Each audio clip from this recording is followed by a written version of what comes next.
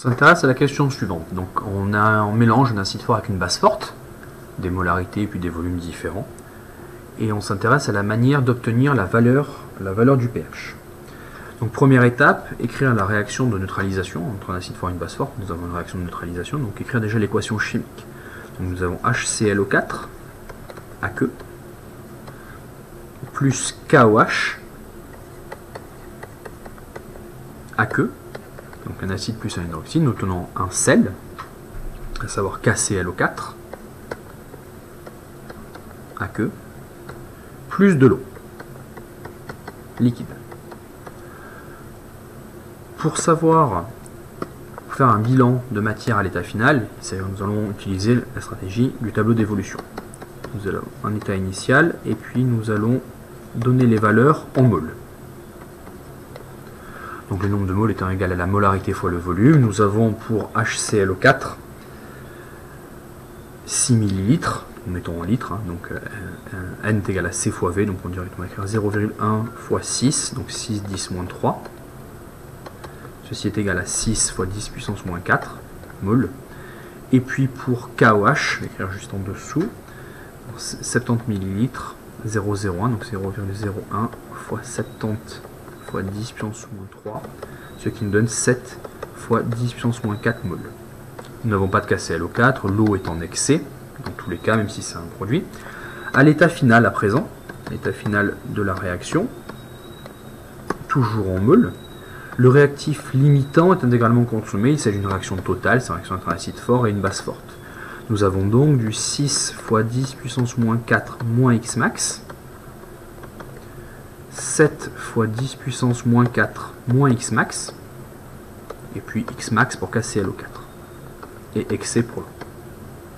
Nous voyons immédiatement que la valeur retenue sera la plus petite des deux valeurs de X max, à savoir la première, c'est-à-dire X max égale à 6 fois 10 moins 4. Donc, ceci nous donne que X max égale à 6 fois 10 puissance moins 4 moles, ce qui signifie que nous allons avoir un reste de KClO4, donc 7 10 moins 4 moins X max, c'est-à-dire 7 10 moins 4 moins 6 10 moins 4, ce qui signifie qu'à la fin nous allons avoir 1 fois 10 puissance moins 4 moles de KOH à la fin. Il s'agit du nombre de moles à l'état final de KOH. Donc à l'état final, nous avons donc une solution de base forte, nous avons KOH dans de l'eau. Pour le principe, écrivons la relation entre une base forte et de l'eau, KOH dans de l'eau. Donc cet hydroxyde va se dissocier, donc KOH aqueux plus de l'eau qui est aussi en excès, liquide, donc c'est une base forte, ce qui signifie que nous allons obtenir K plus aqueux plus HO- aqueux.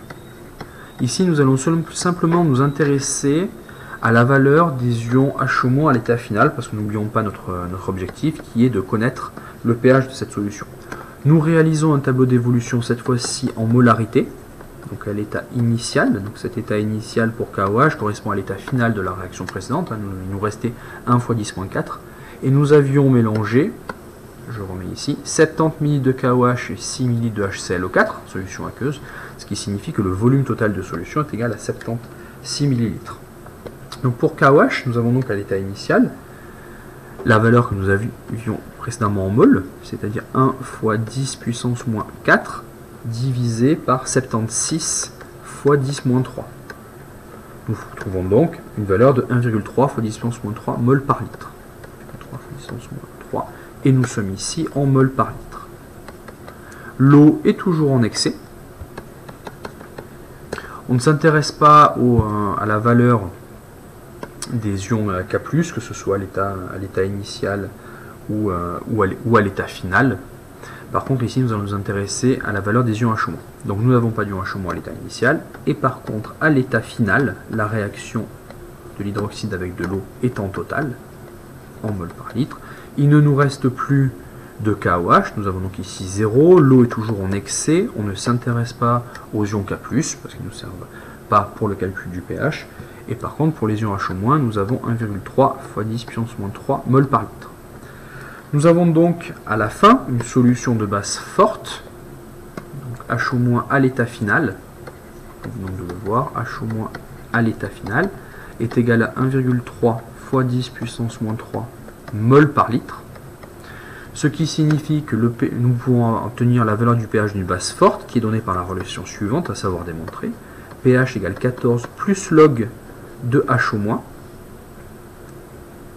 Donc ici, il s'agit des ions H au moins à l'état final, en remplaçant par les valeurs 14 plus log de 1,3 10 moins 3, ce qui nous donne la valeur suivante du pH. pH est égal à 11,1, et donc on vérifie bien que le pH est basique, étant donné qu'il s'agit d'une base forte. Je vous remercie pour cette écoute.